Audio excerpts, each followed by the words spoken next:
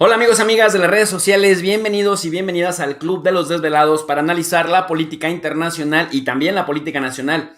Hoy abordamos nuevamente un tema de política nacional en el sentido de que un ex candidato presidencial del partido que gobernó durante 12 años este país, el Partido Acción Nacional, la ultraderecha conservadora, pues tiene entre sus filas a un candidato o a un político que ya no sabemos si es una estrella de rápido ascenso o es una estrella en rápido descenso, o si como subió, así bajará.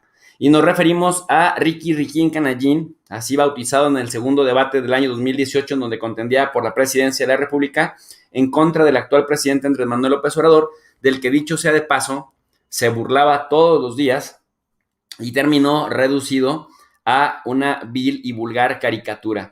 Sin embargo, mis queridos alumnos digitales, hoy no vamos a hablar de estas peculiaridades políticas, sino más bien de la situación jurídica de Ricardo Anaya Cortés, quien, ustedes ya lo vieron en días pasados, salió en un primer video diciendo que le habían filtrado de la FGR que pues venían tras él. Al día siguiente muestra unas copias que seguramente se las mandaron por fax porque se presume que en el extranjero, diciendo: miren, aquí está el citatorio que me llegó de la fiscalía, me quieren joder a la mala con testigos balines y no les voy a dar el gusto. Dice: yo sí doy la cara, pero me exilio con mucho dolor. Bueno, justamente de eso vamos a hablar, de la situación jurídica por los cargos que se le imputan. Así que vayan por su lápiz, vayan por su pluma, traigan su libreta, su laptop y su tablet, que hoy nos acompaña el abogado Augusto Otal de Cocinando la Noticia con el 2.0, y ya verán el programón que tenemos preparado para ustedes. Vamos a empezar.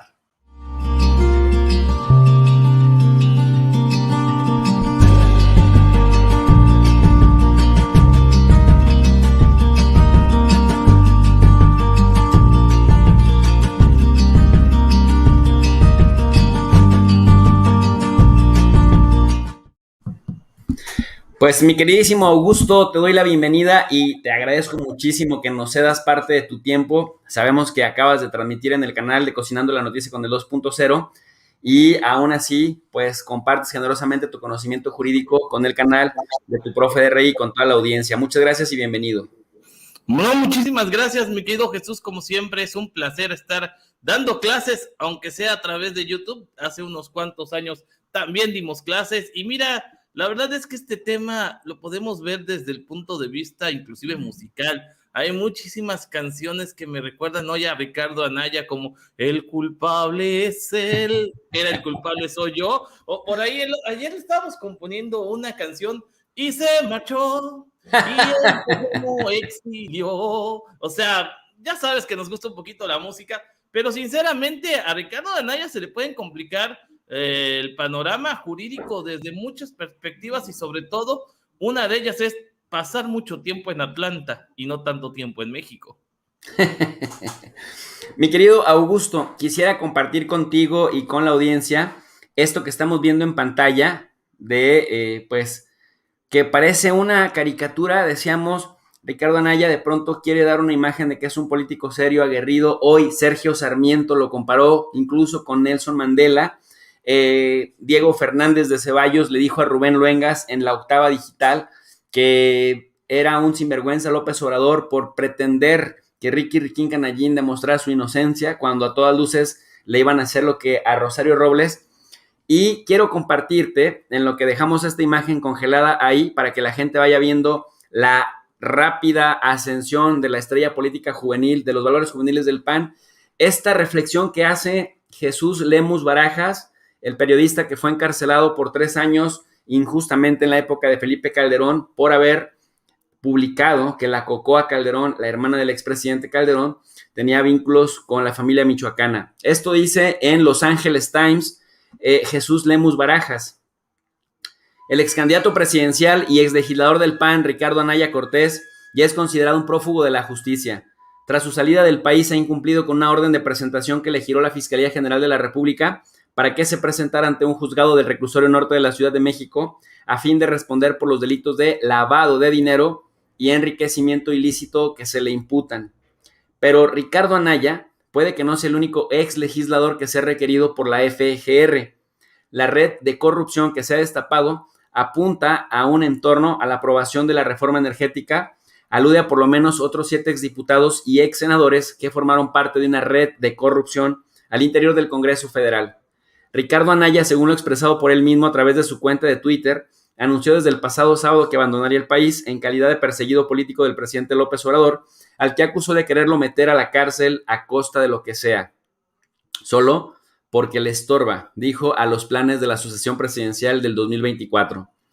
El mismo presidente López Obrador, en la conferencia mañanera del lunes, se desmarcó de tal acusación, refiriendo a que él no tiene nada que ver en la orden de presentación que le ha girado un juez del Poder Judicial de la Federación, agregando que las acusaciones de lavado de dinero y enriquecimiento ilícito provienen incluso de los miembros del mismo Partido Acción Nacional, en donde milita Ricardo Anaya Cortés. López Obrador fue más allá. Aseguró que en su ánimo, donde la venganza no es su fuerte, solo está a la disposición de garantizar el cumplimiento de las leyes y que en el caso de Ricardo Anaya, quien ha instrumentado las acusaciones en su contra es la Fiscalía General de la República encabezada por Alejandro Gertz Manero, una instancia totalmente autónoma de la Presidencia de la República. A Ricardo Anaya se le reclama ante un juzgado federal para que responda por la denuncia penal interpuesta en el 2018 por parte de su excompañero de partido, Ernesto Cordero Arroyo, quien lo señala de haber utilizado tráfico de influencias y haber realizado operaciones con recursos de procedencia ilícita para obtener ingresos por más de 155 millones. A esta denuncia del 2018 se suman las acusaciones hechas por el exdirector de la Paraestatal de Petróleos Mexicanos, Pemex, Emilio Lozoya Austin, quien se encuentra en reclusión domiciliaria por el delito de corrupción y quien aseguró en una declaración ministerial del 2020 que Ricardo Anaya formó parte de una red de corrupción al interior del Congreso Federal para posibilitar la aprobación de la llamada reforma energética.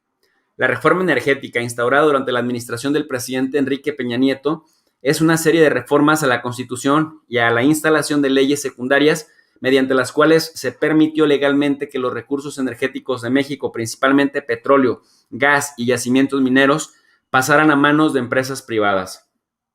Para esto, Ricardo Anaya, según Emilio Lozoya Austin, contó con un fondo millonario con el cual sobornó a legisladores del PAN para que se aprobara la reforma energética, favoreciendo a grandes empresas transnacionales, principalmente al consorcio brasileño Odebrecht, el que también aportó fondos ilegales para la campaña presidencial de Enrique Peña Nieto en el 2012.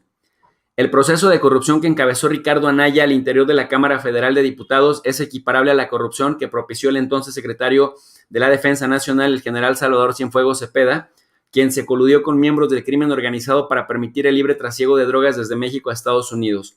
Esto último evidenciado por la DEA. Según las investigaciones de la FGR, Ricardo Anaya Cortés fue cabeza de una red de corrupción que en el año 2013 se instaló dentro de la Cámara de Diputados, la que operó con dinero aportado por Emilio Lozoya Austin para que se autorizara la reforma energética y con ello se legalizara el saqueo de los recursos naturales del país. En su declaración del 11 de agosto de 2020, rendida ante la FGR, Emilio Lozoya señaló que por instrucción del presidente Enrique Peña Nieto y de Luis Videgaray, se destinaron importantes sumas de dinero a los grupos parlamentarios para que aprobaran la reforma energética. Lozoya cuantificó esas importantes sumas en por lo menos 80 millones de pesos que recibieron directamente los senadores Ernesto Cordero, Francisco Domínguez Servién, el actual gobernador de Querétaro, que por cierto nada más le queda un mes, Jorge Luis Lavalle Mauri, el único ex senador panista detenido en el penal, Salvador Vega Casillas, también exfuncionario, exsecretario de la Función Pública con Felipe Calderón, y Francisco García Cabeza de Vaca, otro al que no le han dicho que ya está condenado, así como el diputado Ricardo Anaya Cortés, Ricky Riquín Canallín, los que a su vez distribuyeron los sobornos entre los miembros de la bancada panista. Los sobornos para aprobar la reforma energética también alcanzaron a los legisladores del PAN, del Verde y del PANAL, y se estima, de acuerdo con una fuente de la bancada del PRD, que votó en contra de la reforma, que los sobornos fueron por el orden de 5 millones de pesos para cada legislador, los cuales se distribuyeron a través de sus coordinadores de bancada. En el Senado, los sobornos a los legisladores los entregó a la bancada del PRI, Emilio Gamboa Patrón, a la del PAN, Ernesto Cordero Arroyo, y a la del Verde Ecologista, Jorge Emilio González Martínez. En la Cámara de Diputados, a los priistas los sobornó el líder de la facción, Manlio Fabio Beltrones. A los del PAN los sobornó Luis Alberto Villarreal García. A los del Verde, Arturo Escobar y Vega. Y a los del Partido Nueva Alianza, Lucila Garfias Gutiérrez, según refiere las carpetas de investigación marcadas con los números FED, diagonal 6DF, diagonal UNAI CDMX, diagonal 0000289, diagonal 219, y este mismo orden, diagonal 2017. Como resultado de los sobornos a los legisladores de las dos cámaras, la de diputados y la de senadores aprobaron la reforma energética. Fueron 209 diputados del PRI, 107 del PAN, 28 del Partido Verde y 10 del PANAL. Los diputados que sin restricción alguna y a pie juntillas siguieron la instrucción dictada por Enrique Peña Nieto y Luis Videgaray a través del titular de Pemex, Emilio Lozoya, para abordar la reforma energética de ese momento. En la Cámara de Senadores, cuya mesa directiva en ese momento la encabezaban Raúl Cervantes Andrade del PRI, Ana Lilia Herrera del PRI, José Rosa Saizpuro del PAN y Luis Sánchez Jiménez del PRD, fueron 96 senadores del PRI y del PAN los que también bajo el mandato del dinero votaron a favor de la reforma, mientras que otros 28 del PRD y del PT, que se negaron o no les llegaron los sobornos, votaron en contra. Pero, continúa Jesús Lemus, pero no fueron solo los sobornos otorgados directamente a los legisladores del PRI, PAN, Verde y PANAL, lo que permitió que la reforma energética, al igual que todas las iniciativas de ley que envió el presidente Peña, pasaran sin cuestionamientos por el Poder Legislativo. La estrategia de control a través del dinero ideada por Luis Videgaray y ejecutada por los coordinadores de esas bancadas también se manifestó en apoyos discrecionales a todos los legisladores, principalmente diputados, quienes por orden presidencial tuvieron a su alcance fondos que utilizaron sin ninguna regulación. Un ejemplo de ello, de los 18 rubros, por lo menos, en que los diputados del PRI, que votaron a favor de la reforma energética, pudieron echar mano de dinero oficial sin necesidad de justificación, fue el relacionado con el acuerdo por el que se autoriza el otorgamiento del apoyo único para pago a colaboradores y gestión social en oficinas de enlace legislativo y atención ciudadana, el cual no era otra cosa que una caja chica de la que los diputados se valieron para sus gastos personales bajo etiquetados de remuneraciones adicionales al personal de las casas de enlace, no adscritos a la Cámara de Diputados, gastos de atención ciudadana y donaciones e instituciones o asociaciones. Tan solo en este renglón, por instrucción presidencial de Enrique Peña Nieto, cada uno de los integrantes de las dos legislaturas que acompañaron a Peña en su gestión federal contó con un apoyo de 150,000 pesos mensuales, los cuales, incumpliendo con las normas de transparencia, no requerirían justificación documental para demostrar su debida aplicación. Bastaba con que el legislador firmara de recibido y determinara a su criterio los montos aplicados a cada uno de los conceptos estipulados en dicho acuerdo. Ejemplo de ello son los informes que presentó un grupo de 9 legisladores cercanos a David López Gutiérrez, en donde no hay mayor explicación de los gastos realizados que las asignaciones hechas a cada uno de los conceptos autorizados. En la suma de todos los renglones de gastos discrecionales, cada uno de los legisladores de la Cámara Baja contó con un apoyo de 1,200,000 pesos, por lo que hace a la Cámara de Senadores. El despilfarro para contar con legisladores a modo que avalaran las reformas del Estado del presidente Peña Nieto también fue mayúsculo. En el Senado, la estrategia empleada para facilitar dinero a cambio del voto tuvo una variante respecto a la aplicación de la Cámara de Diputados. Aparte de los sobornos que entregaron los senadores directamente a los coordinadores de las bancadas del PRI y del PAN, enviados por el presidente Peña a través de su mensajero Emilio Lozoya a los legisladores afines, se les permitió sustraer dinero de la partida destinada al área de comunicación social. De este modo, los gastos cargados a los programas de difusión de los trabajos legislativos fueron la fachada para el complemento de pagos de sobornos dentro del Senado. Solo así se entiende lo que revela el informe de resultados de la auditoría AU-15/2018, preparado por la Contraloría Interna de la Cámara de Senadores y dado a conocer el 15 de noviembre de 2018. Textual, cita Jesús Lemus. Allí se establece que únicamente en lo que corresponde al ejercicio de enero-junio de ese año, tras revisar 505 contratos, órdenes de servicios y órdenes de inserción firmados por diversos medios de comunicación que tuvieron un costo de 37,385,516 pesos, apenas se encontró evidencia documental de la aplicación correcta de 23,200,000 pesos.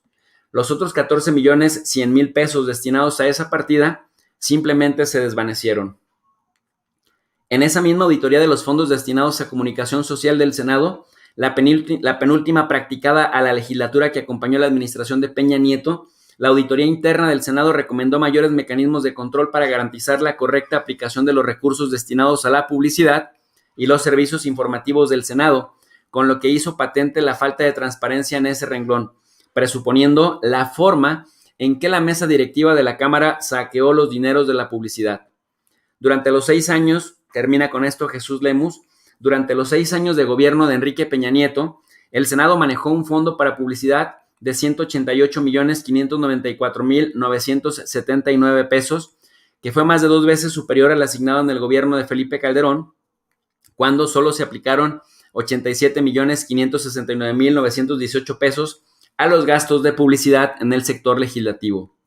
Conforme a las auditorías internas practicadas al Senado en el gobierno de Peña, se estima que por lo menos 30% de los recursos de gastos de publicidad ni siquiera fueron a dar a las cuentas de los medios de comunicación aliados que aplaudían al momento mexicano, sin que esos fondos, más de 56 millones de pesos, se distribuyeran entre algunos senadores promotores de las reformas que impulsó el presidente de la República, Enrique Peña Nieto, con el respaldo de Ricardo Anaya, pues alias el Ricky Riquín Canallín.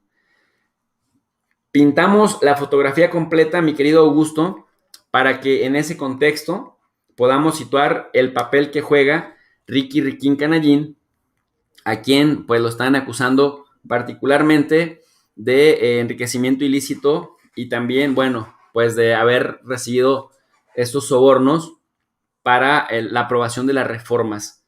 En este contexto, ¿cuál que consideras tú que sea su situación real? ¿Si es un prófugo de la justicia oficialmente?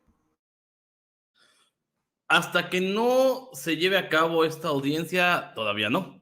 Oficialmente, el jueves se debe de presentar ante el juez, se debe presentar en el penal de donde lo están haciendo, donde lo citaron, y hasta que no se lleve a cabo esta audiencia, pues no puede ser considerado como una persona que evadió la acción de la justicia. En este caso, yo creo que Ricardo Anaya no sabe ni por qué está siendo procesado. Porque él habla de la denuncia de Emilio Lozoya. En sus videos señala que Emilio Lozoya, inclusive, bueno, que la fiscalía cambió de manera maliciosa la declaración de Emilio Lozoya. Sin embargo, también se señala que esta denuncia por la que hoy se le investiga a Ricardo Anaya es el enriquecimiento ilícito suscitado desde 2018, cuando él era candidato del PAN a la presidencia de México y promovida por los mismos panistas. Es curioso que, por ejemplo, los panistas no hayan dado una postura como tal, o sea, el grupo parlamentario del PAN no hayan, pues, precisamente dado posturas como cuando la dieron con Cabeza de Vaca. Y es que puedo decirte que Anaya es el más solo de los panistas. Anaya, hay que reconocerle algo, tiene muy buena oratoria. Si eres la tía que todo se cree, a la que le llega el mensaje a través de WhatsApp, puede que le creas. Pero el gran error de Anaya ha sido quererse comparar, aunque él diga que no, con grandes personajes de la historia de México. Benito Juárez y Francisco Madero. La segunda transformación y la tercera transformación del país, representativos para el presidente López Obrador, y hoy Ricardo Anaya, al autoexiliarse, dice que es como ellos. Pero no ahí no queda la cosa. Después, en su segundo video, vemos que Ricardo Anaya se llega a comparar con gente como los hermanos Flores Magón, que tú dices, o sea, los precursores del anarquismo en México, conociendo un poquito de historia, y con el mismo José Vasconcelos, que la historia de José Vasconcelos es muy amplia, y aquí en Campeche tuvo cimientos importantes José Vasconcelos, porque él estudió en una de las instituciones de mayor antigüedad en Campeche, que es el Instituto Campechano. A tal grado, imagínate, un panista emulando a Vasconcelos. Ese Vasconcelos que escribió el Ulises Criollo y que describió a la raza cósmica, la famosa raza de bronce. Y para que veas cómo el panismo es un panismo, una forma política, de política gandalla. Cuando le conviene, ay, si vamos a ser parte del pueblo. Anaya hablaba de que desde el exilio hará reuniones y visitará a migrantes. ¿Quiénes fueron los que orillaron a esos migrantes a salir de México? ¿La delincuencia del Borolas? ¿La estupidez de Fox? ¿La corrupción de Peña Nieto? ¿Las devaluaciones de Cedillo y Salinas? Así que no sé con qué migrantes se va a reunir Ricardo Anaya. Puede ser con César Duarte, puede ser con algunos de otros tantos prófugos, puede ser a lo mejor que vaya a visitar en una de esas a Joaquín, al Chapo o a Emma Coronel. Bueno, no sabemos, ¿no? Pero ya retomando la cuestión jurídica, sencillamente haciendo un análisis más o menos intentando adivinar, porque nunca presenta los delitos que se le imputan. Y a mí es lo que más me llamó la atención, perdón. Él dice que tiene un citatorio y que las penas sumadas al citatorio son de 30 años como penas máximas, que eso no lo señala. Como tú sabes, mi querido Jesús, y obviamente a esta audiencia, los delitos en el Código Penal tienen una pena, valga la redundancia, máxima y una pena mínima. ¿Cómo determina un juez si se aplica la pena máxima o la pena mínima? Obviamente a través de agravantes.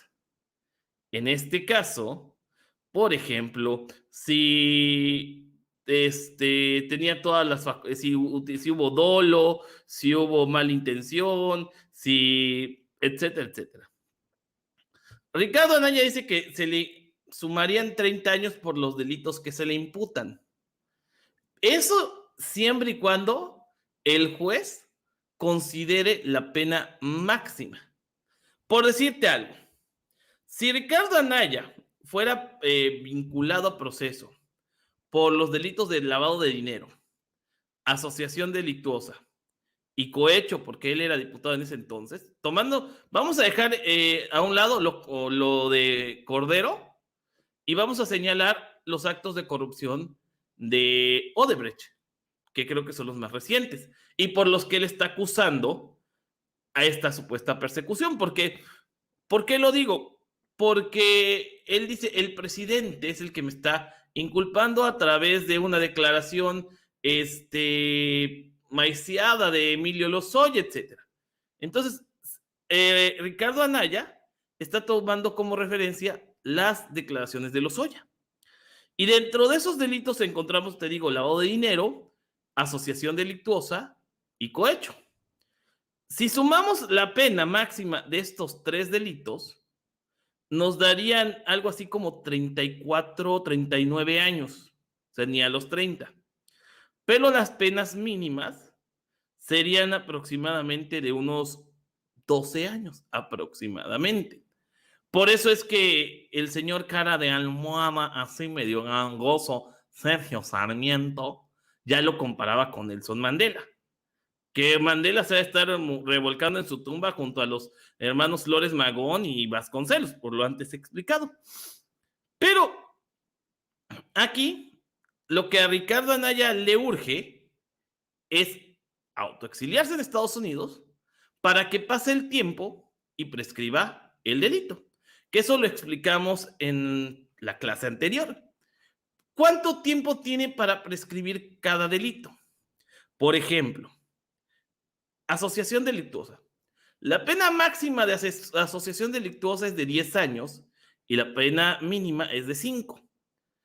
Hay que hacer una suma, que serían 15 años, 5 más 10, y se saca un término medio aritmético, que es decir, una división, se divide entre 2, y serían 7 años y medio aproximadamente el tiempo que podrías o que tendrías para poder proceder legalmente contra Ricardo Anaya. Tomando en cuenta, perdón, que esto sucedió en 2018, no antes, en 2013, 2014, o sea, sí, 2013, 2014, han pasado aproximadamente 7 años, si mal no estoy, sí, 7 años, 2021. Así que Anaya lo que está haciendo es atrasar lo más posible, por ejemplo, asociación delictuosa, para que el delito ya haya prescrito. En el caso de lavado de dinero es un poquito más de tiempo. Son 10 años para la prescripción del delito. O sea que todavía tiene 3 años más para hacerse tarugo. Y de cohecho son 8 años el término medio aritmético para la prescripción del delito. Así que tomando en consideración esto, volvemos a lo que habíamos señalado anteriormente. Es necesario que nuestros legisladores se pongan las pilas y ajusten los delitos, las penas mínimas, para que pon tú que sean penas mínimas de 5 años, penas máximas de 10 a 15, para que los periodos de prescripción sean mayores, para que se dé pauta a que haya un cambio de gobierno que no sea afín a estos políticos, porque si se siguen los gobiernos, como fue PRI y PAN, que eran la misma porquería, pues jamás procedían en contra de los funcionarios y pues todos estos salían impunes porque el término medio, porque la prescripción del delito era prácticamente nada, era una burla.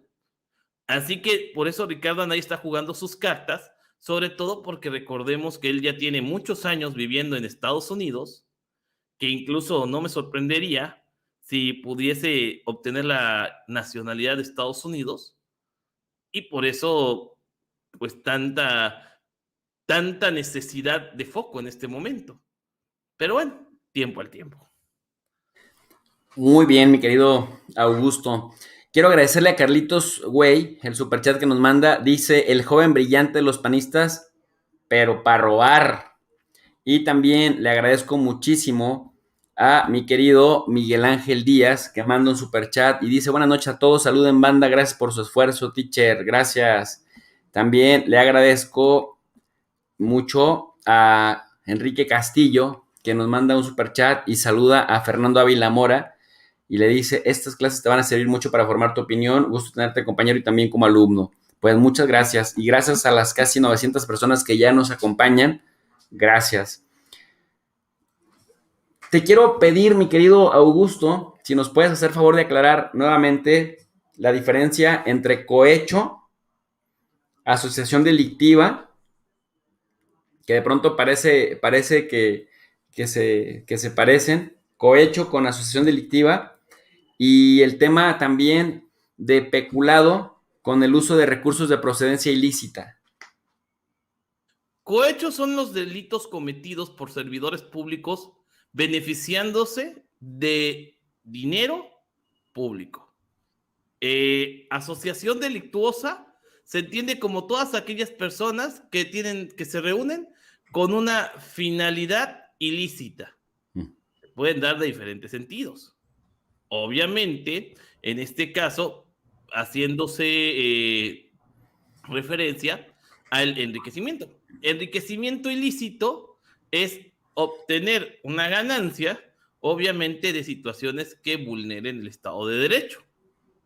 Peculado son aquellos delitos cometidos por los servidores públicos que en cohecho y en peculado tienen que tener precisamente el carácter de servidores públicos y que hagan uso de los recursos para su beneficio o los recursos públicos para su beneficio. Algo así como el famoso tráfico de influencias, que no existe como tal en el Código Penal, pero sí de esa manera se sobreentiende este delito, el delito de peculado. Es muy común que todos estos delitos se encuadren dentro de las carpetas de investigación. ¿Por qué? Porque Todos estos delitos se pueden sumar y se pueden convertir en agravantes. Por ejemplo, cuando tú hablas de un homicidio, ¿qué delito se puede sumar a homicidio? Lesiones. Pero no vas a decir peculado y homicidio porque no tienen nada que ver. O enriquecimiento ilícito y homicidio. Y es que, ¿por qué robo no es enriquecimiento ilícito?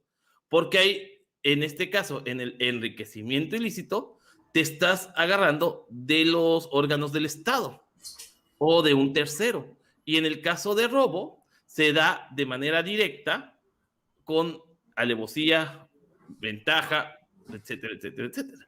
Y hay diferentes tipos de robo.